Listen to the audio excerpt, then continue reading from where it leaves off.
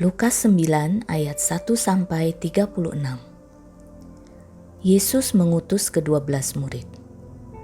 Maka Yesus memanggil ke-12 muridnya, lalu memberikan tenaga dan kuasa kepada mereka untuk menguasai setan-setan dan untuk menyembuhkan penyakit-penyakit. Dan ia mengutus mereka untuk memberitakan kerajaan Allah dan untuk menyembuhkan orang. Katanya kepada mereka, "Jangan membawa apa-apa dalam perjalanan. Jangan membawa tongkat atau bekal, roti atau uang, atau 2 helai baju. Dan apabila kamu sudah diterima dalam suatu rumah, tinggallah di situ sampai kamu berangkat dari situ. Dan kalau ada orang yang tidak mau menerima kamu, keluarlah dari kota mereka dan kebaskanlah debunya dari kakimu sebagai peringatan terhadap mereka." Lalu pergilah mereka dan mereka mengelilingi segala desa sambil memberitakan Injil dan menyembuhkan orang sakit di segala tempat. Herodes dan Yesus. Herodes, raja wilayah, mendengar segala yang terjadi itu, dan ia pun merasa cemas, sebab ada orang yang mengatakan bahwa Yohanes telah bangkit dari antara orang mati. Ada lagi yang mengatakan bahwa Elia telah muncul kembali, dan ada pula yang mengatakan bahwa seorang dari nabi-nabi dahulu telah bangkit. Tetapi Herodes berkata, "Yohanes telah kupenggal kepalanya. Siapa gerangan dia ini yang kabarnya melakukan hal-hal demikian?"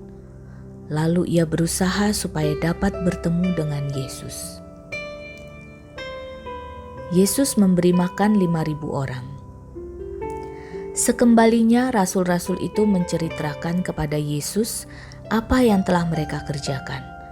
Lalu Yesus membawa mereka dan menyingkir ke sebuah kota yang bernama Betsaida, sehingga hanya mereka saja bersama dia. Akan tetapi orang banyak mengetahuinya, lalu mengikuti dia. Ia menerima mereka dan berkata-kata kepada mereka tentang kerajaan Allah, dan ia menyembuhkan orang-orang yang memerlukan penyembuhan. Pada waktu hari mulai malam, datanglah ke-12 muridnya kepadanya dan berkata, "Suruhlah orang banyak itu pergi, supaya mereka pergi ke desa-desa dan kampung-kampung sekitar ini untuk mencari tempat penginapan dan makanan, karena di sini kita berada di tempat yang sunyi." Tetapi ia berkata kepada mereka, "Kamu harus memberi mereka makan."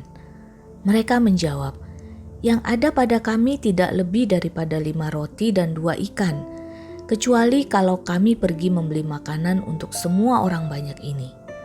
Sebab di situ ada kira-kira 5.000 orang laki-laki." Lalu ia berkata kepada murid-muridnya, "Suruhlah mereka duduk berkelompok-kelompok, kira-kira 50 orang sekelompok." Murid-murid melakukannya dan menyuruh semua orang banyak itu duduk. Dan setelah ia mengambil 5 roti dan 2 ikan itu, ia menengadah ke langit, mengucap berkat, lalu memecah-mecahkan roti itu dan memberikannya kepada murid-muridnya supaya dibagi-bagikannya kepada orang banyak. Dan mereka semuanya makan sampai kenyang.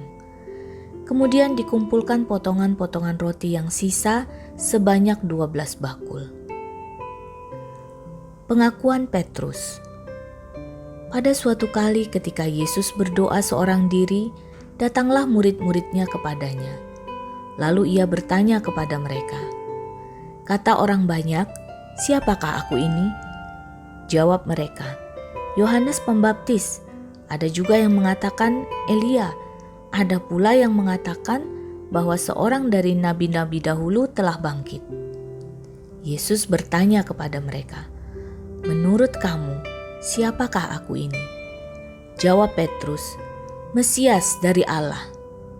Lalu Yesus melarang mereka dengan keras, supaya mereka jangan memberitahukan hal itu kepada siapapun. Pemberitahuan pertama tentang penderitaan Yesus dan syarat-syarat mengikut Dia.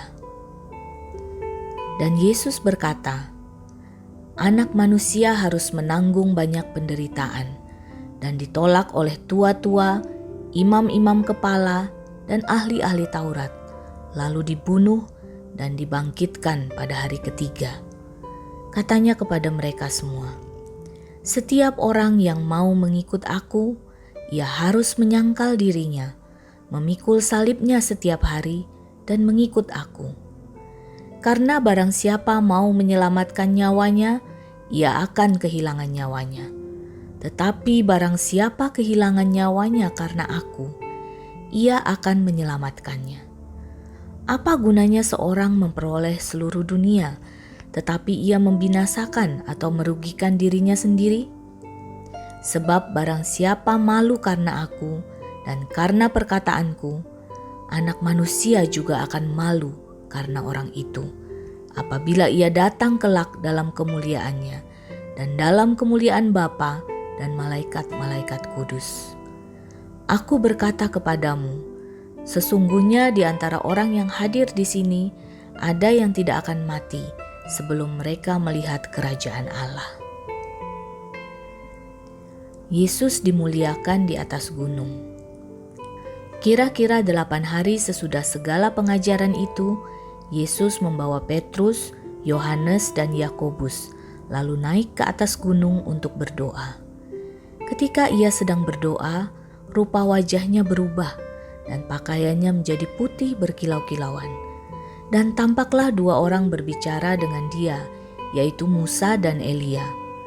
Keduanya menampakkan diri dalam kemuliaan dan berbicara tentang tujuan kepergiannya yang akan digenapinya di Yerusalem.